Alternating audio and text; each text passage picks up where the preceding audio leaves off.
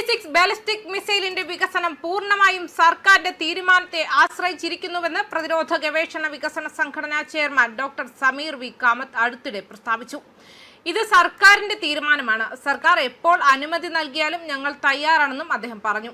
ഇന്ത്യയുടെ തന്ത്രപരമായ കഴിവുകൾ കൂടുതൽ ശക്തിപ്പെടുത്താൻ ലക്ഷ്യമിടുന്ന അഗ്നി-6 പദ്ധതിയെക്കുറിച്ച് ചോദ്യങ്ങൾ ഉയർന്നു വരുന്നതിനിടെയാണ് ഈ പ്രസ്താവന.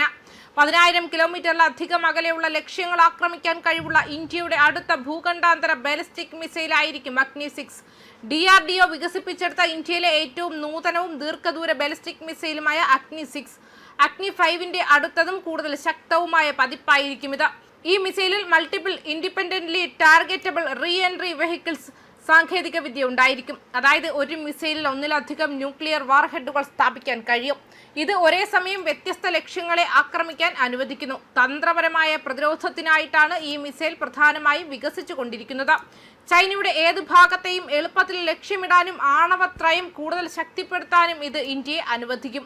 10 മുതൽ 12,000 കിലോമീറ്റർ വരെ ലൈറ്റ് പേലോഡിൽ ഇതിന് 14 മുതൽ 16,000 കിലോമീറ്റർ വരെ സഞ്ചരിക്കാനും കഴിയും.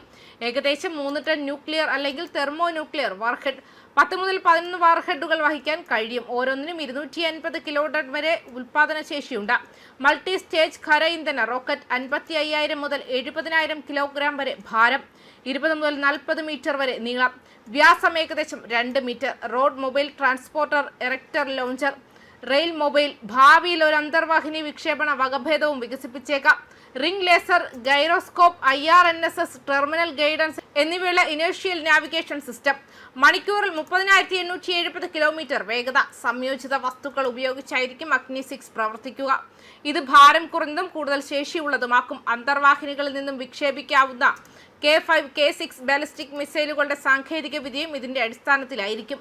അഗ്നി-6ന്റെ രൂപകൽപ്പന DRDO പൂർത്തിയാക്കി. പ്രോട്ടോടൈപ്പ് നിർമ്മാണം ഇപ്പോൾ പുരോഗമിക്കുകയാണ്. 2025-ൽ രൂപകൽപ്പനയ്ക്ക് അന്തിമ രൂപകം നൽകിയിരുന്നു. എന്നിരുന്നാലും പദ്ധതി പൂർണ്ണമായും നടപ്പിലാക്കാനും ഫ്ലൈറ്റ് ടെസ്റ്റുകൾ നടത്താനുമുള്ള തീരുമാനം കേന്ദ്ര സർക്കാരിന്റേതാണ്. ഡോക്ടർ സമീർ കാമത്തിന്റെ പ്രസ്താവനയിൽ നിന്നും വ്യക്തമായി മനസ്സിലാകുന്നത് DRDO സാങ്കേതികമായി പൂർണ്ണമായും തയ്യാറാണെന്നും സർക്കാരിന്റെ അംഗീകാരത്തിനായി കാത്തിരിക്കുകയാണെന്നുമാണ്.